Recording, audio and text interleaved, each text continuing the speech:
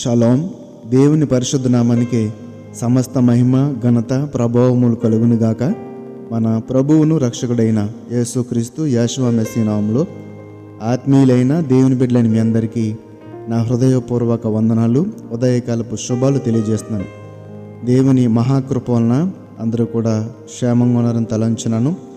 అందరూ క్షేమము, సంతోషము, సమాధానము కలిగి ఉండాలని దేవుని కోరి ప్రార్థన.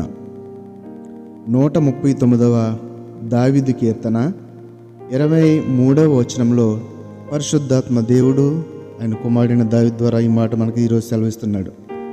139వ దావీదు కీర్తన 23వ అధ్యాయం. దేవా, నన్ను పరిశోధించి నా హృదయమును తెలుసుకొనుము, నన్ను పరీక్షించి నా ఆలోచనలను తెలుసుకొనుము. ఇక్కడ దావీదు చెప్తున్న మాట, తండ్రి అయిన దేవుణ్ణి ఈ విధంగా వేడుకుంటున్నాడు. నన్ను పరిశోధించి నా హృదయమును తెలుసుకొనుము. అంటే ఆయనకి తెలియదండి ఆయన హృదయం ఎలా ఉందనో తండ్రిని అడగటం ఏంటి? అయితే సహజంగా మనిషి హృదయం ఎలా ఉంటుందంటే, ఎంతసేపు ఎదుటి మనిషిలోని చెడును ఎత్తి చూపడం, ఎదుటి మనిషిలోని అంటే మంచిగున్నా కూడా చెడునే ఎంచడమే. మంచి నుంచి అంత గొప్ప హృదయాలు ఎక్కడున్నాయండి? చూస్తుంటాడు, కానీ మనలోని చెడుతనాన్ని, తనలోని చెడుతనాన్ని తను గుర్తించడంటే తెలియదండి, తెలుస్తుంది. కానీ మనల గురించి మనం ఎవరికైనా చెడుగా చెప్పుకుంటామా?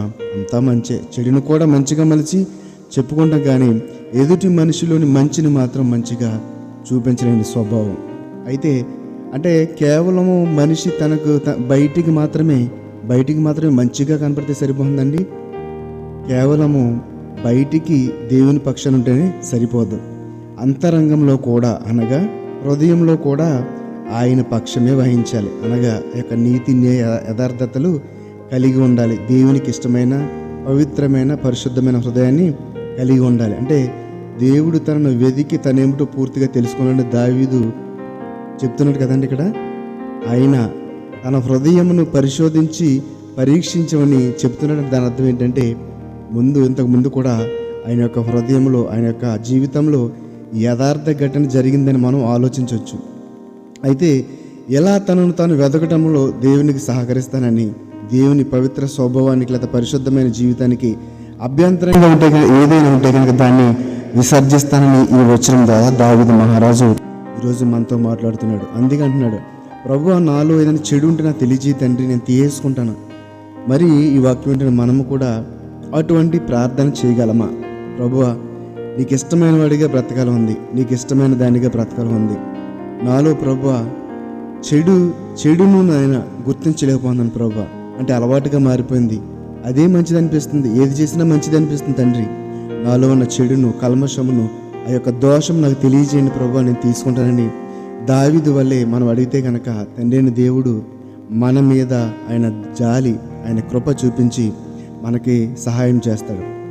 అంతేకాక మన హృదయంలో ఉన్నదంతా పరిశోధించి చూసేందుకు దేవునికి మరి అసాధ్యం ఏంటండి? హృదయాంతరంగంలో ఎరిగిన దేవుడు నిన్ను నన్ను పిండముగా రూపించుక మునిపే మన కథ ఏంటో ఆయనకి తెలుసు. కాబట్టి ఈ వచనాల ద్వారా మనము చేయవలసింది ఏంటంటే, ఆయన సన్నిధిలో ఒప్పుకొనుచు, ప్రభువా, నన్ను క్షమించి నాలో ఉన్న చెడుని ఏంటో తెలియజేయమని అడగటమే. అయితే ప్రియులారా, అపోస్తలుడైన పౌలు కొరింథీయులకు రాసిన 2వ పత్రిక 7వ అధ్యాయంలో చూస్తే, ప్రియులారా, 7వ అధ్యాయం 1వ వచనం చదువుతున్నాను.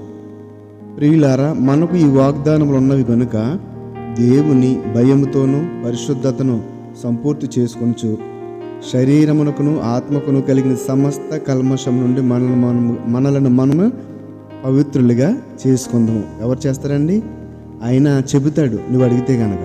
కానీ మార్చుకోవలసింది, పరిశుద్ధుడిగా మారవలసింది, పవిత్రాలుగా మారవలసింది, విరిగి నలిగిన హృదయముగా మారవలసింది ఎవరంటే మనకు మనమే. చెడు అని తెలిసినప్పుడు దాన్ని తీసుకోవాలి కదా. మరి ఆ మంచి చెడుల స్వభావమే జ్ఞానం అని మనకు తెలుసు. కాబట్టి తండ్రి అయిన దేవుణ్ణి అడిగి ఆ యొక్క చెడు స్వభావం తొలగించుకుంటే కనుక దేవునికి ఇష్టమైన వాడుగా మనము ఉండగలుగుతాము. ఇర్మియా గ్రంథము 17వ వచనం 9-10 వచనం చూస్తే, హృదయము అన్నిటికంటే మోసకరమైనది, అది ఘోరమైన వ్యాధి గలది, దాన్ని గ్రహింపగలవాడు ఎవడు దాన్ని గ్రహింపగలవాడు? అది దేవునికే సాధ్యం. అందుకే రాజైన దావీదు తండ్రిని వేడుకుంటున్నాడు, ఆయన నా హృదయంలో ఉన్న ఘోరమైన వ్యాధి ఏంటో నాకు తెలియజేయి తండ్రి, బాగు చేసుకున్నాను, సరి చేసుకుంటాను. 10వ వచనం చూస్తే, ఒకని ప్రవర్తనను బట్టి వాని క్రియల ఫలము చొప్పున ప్రతీకారము చేయుటకు యెహోవా అను నేను హృదయమును పరిశోధించువాడను, అంతరింద్రియములను పరీక్షించువాడను అని చెప్తున్నాడు కదండి. బహుశా ఈ విషయం తెలిసే మరి దావీదు అడుగుతున్నాడేమో.